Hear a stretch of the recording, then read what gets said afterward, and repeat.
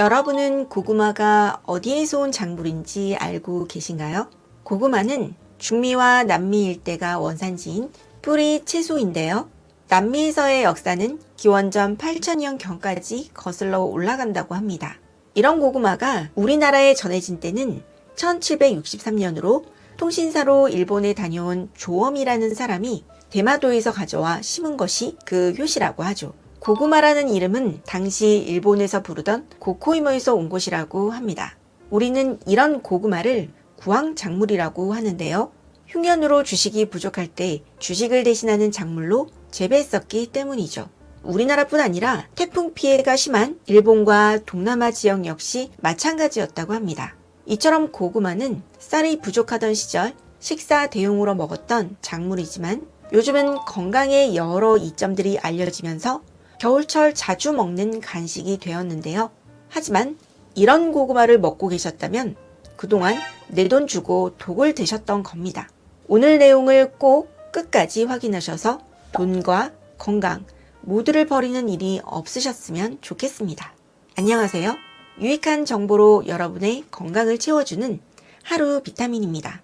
겨울철 간식으로만 생각했던 고구마는 맛도 좋지만 세계보건기구에서 3대 면역식품 중 하나로 꼽힐 만큼 영양과 효능이 좋은 식품입니다. 이런 고구마에는 우리 몸에 좋은 놀라운 효능들이 아주 많이 있는데요. 첫 번째로는 눈의 황반 변성을 예방해주는 효과가 있습니다. 우리가 나이를 먹어갈수록 눈이 침침하다는 느낌을 받는 경우가 있죠. 사실 이는 단순한 느낌이 아닌 경우가 많습니다. 눈은 인체 기관 중에서 노화가 가장 빠르게 일어나는 곳이기 때문이죠. 한번 노화로 인해 눈 건강이 나빠지면 회복이 거의 어렵거나 불가능하기도 한데요. 따라서 눈 건강은 나빠지기 전에 미리미리 관리하는 것이 무엇보다 중요합니다. 고구마에는 항산화 성분인 프로비타민 A가 풍부하게 함유되어 있는데요. 프로비타민 A는 낯설게 들리실 수도 있을 겁니다. 여기에서 말하는 프로란 이전을 뜻하는 비포와 같은 접두사인데요.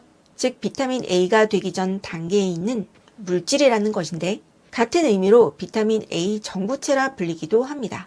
우리 몸에서 비타민 A로 쓰이는 물질은 자연에서 두 가지 형태로 존재합니다. 하나는 우리가 흔히 알고 있는 비타민 A고요. 다른 하나는 프로비타민 A인데 흔히들 들어보셨을 베타카로틴이 바로 이 프로비타민 A입니다.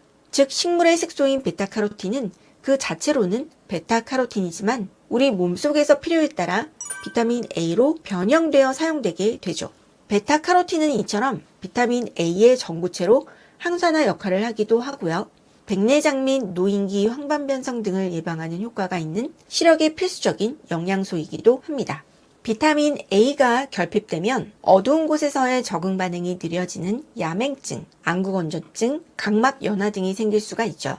고구마의 두 번째 효능은 바로 장이 건강해진다는 겁니다. 나이가 들수록 고구마를 챙겨 먹으라는 이야기가 있습니다. 이는 고구마가 식이섬유가 풍부한 식품이기 때문인데요. 식이섬유는 장 건강하면 빼놓지 않고 등장하는 성분으로 탄수화물의 일종이지만 우리 몸이 소화할 수 없는 성분이기도 합니다.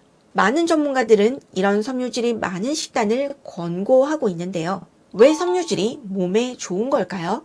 스웨덴 예테보리 대학과 조지아 주립대학 연구팀은 이 식이섬유가 우리 몸에 어떤 영향을 미치는지 알기 위해 연구를 진행하였는데요. 그 결과는 의외였습니다. 식이섬유 그 자체가 스스로 많은 도움을 주지 않는 것으로 밝혀졌기 때문이죠. 우리는 흔히 식이섬유가 좋다고 하지만 사실 식이섬유 그 자체가 큰 역할을 하는 것은 아닌 것으로 밝혀진 것입니다. 그럼 식이섬유의 효능이 과장된 걸까요? 그건 아닙니다. 음식을 섭취하게 되면 효소가 생성되어 음식을 구성하고 있는 분자들을 분해하게 되는데요. 이렇게 분해된 분자의 조각들은 장을 통해 흡수되게 됩니다. 이는 영양소가 우리 몸에 흡수되는 일반적인 과정이죠. 그런데 이 소화 과정에서 문제가 발생합니다. 바로 소화기관 스스로 음식을 모두 분해할 수 있는 효소가 부족하다는 점이죠. 거친 구조를 갖고 있는 식이섬유를 많이 먹을 경우 음식물의 분해는 더욱 힘들어지게 되고요. 이는 당연히 섬유질이 소화가 잘 되지 않는 분자로 이루어져 있기 때문입니다. 그런데 이런 상황을 뒤집는 일이 벌어집니다. 소화기관 벽면을 관찰해보니 어떤 막을 씌운 것처럼 점액층이 깔려 있었는데요. 이를 자세히 들여다보니 그 표면에 수백 종의 박테리아로 구성된 카펫이 깔려 있는 것을 발견한 것입니다. 즉, 인간의 소화기관 내 환경에 공생하면서 함께 살아가고 있는 미생물 집단이 발견된 것이죠.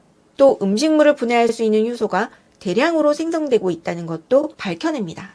즉, 식이섬유 자체가 큰 도움을 주지는 않지만 식이섬유질에 의해 부양되고 있는 수십억 마리의 박테리아들은 소화기관 내에서 많은 양의 효소를 생성하게 되고요. 이 효소가 소화를 돕는다는 것이죠. 이에 대해 쥐를 대상으로 진행한 연구는 더 놀랍습니다. 예테보리대 프레드릭 베케드 교수 연구팀이 진행한 실험인데요. 이 실험에서는 쥐들에게 여러 음식을 먹이고 장내 어떤 종류의 박테리아가 생성되는지를 관찰했습니다. 그 결과 지방, 설탕, 단백질이 풍부한 햄버거를 먹인 쥐들에게서는 소화기관 벽면을 덮고 있는 기존 박테리아 종이 사라졌고요. 또 쥐의 소화기관 크기가 줄어들었죠. 이런 일이 있은 지 5일이 지나자 쥐의 소화기관 내에서는 만성염증이 발생하게 됩니다. 수주일이 지난 뒤에는 또 심각한 반응이 발생했죠. 바로 혈당 농도가 급격히 상승했으며 살이 찌면서 뚱뚱해지기 시작했던 것입니다. 위의 실험 결과에서 알 수 있듯이 식이섬유 섭취는 장의 건강, 나아가 우리 몸의 건강에 있어 매우 중요한데요. 고구마에는 식이섬유가 풍부해 장을 건강하게 만들고 콜레스테롤 수치를 낮출 뿐 아니라 혈당을 조절하는 데도 도움을 줍니다. 생고구마를 잘라보면 단면에 하얀 진액이 나오는 것을 볼 수 있습니다.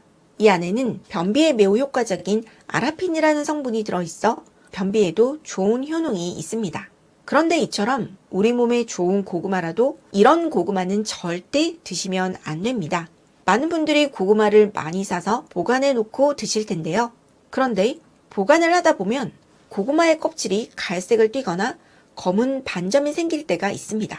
이렇게 변화가 온 고구마는 흑반병이라는 병균에 오염이 된 고구마인데요. 이 흑반병은 쓴맛을 내는 병균입니다. 흑반병 병균은 독소를 배출하는데요. 이 독성을 섭취하게 되면 구토, 설사, 두통, 정신 이상 증상까지 나타날 수 있다고 하고요. 더 무서운 점은 이 독성은 열을 가해도 쉽게 파괴되지 않는다는 점입니다. 따라서 검은 반점이 생겼거나 색깔이 변한 경우라면 절대 드시지 않는 것이 좋습니다. 그래도 아까우니까 반점이 생긴 부분만 잘라내고 먹으면 되지 않을까 생각하는 분도 있으실 텐데요. 눈에 보이지 않아도 이 균이 깊이 침투했을 수 있기 때문에 아깝더라도 이런 고구마는 바로 버리셔야 합니다. 이번 시간에는 고구마의 놀라운 효능과 절대 먹지 말아야 할 고구마에 대해 알아보았습니다. 오늘 준비한 내용은 여기까지인데요. 오늘 내용 도움 되셨나요? 구독과 좋아요, 알림 설정 잊지 마시고 지금 바로 꼭꼭 눌러주시고요. 오늘 내용이 도움되셨다면 이 영상을 주위 분들에게도 널리 공유해주세요. 그럼 저는 다음 시간에 더 알차고 유익한 내용으로 다시 찾아뵙겠습니다. 시청 감사합니다.